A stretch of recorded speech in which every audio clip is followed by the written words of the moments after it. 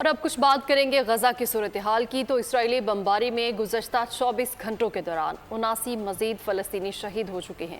غزہ کے الناصر اسپتال اور الشفا اسپتال سے 2 اجتماعی قبروں سے 300 سے زائد لاشیں برآمد ہونے کے بعد اقوام متحدہ یورپی یونین نے تحقیقات کا مطالبہ کر دیا ہے۔ امریکہ نے بھی اسرائیل سے جواب طلب کر لیا ہے۔ غزہ جنگ کے 200 روز گزرنے اور 34,000 سے زائد فلسطینیوں کی شہادت کے بعد ملالہ یوسفزئی کی برداشت بھی جواب دے گئی۔ اسرائیل کو وارننگ دے دی کہ بس بہت ہو گیا، اب ہم مزید لاشیں اور تڑپتے بچوں کو نہیں دیکھ سکتے۔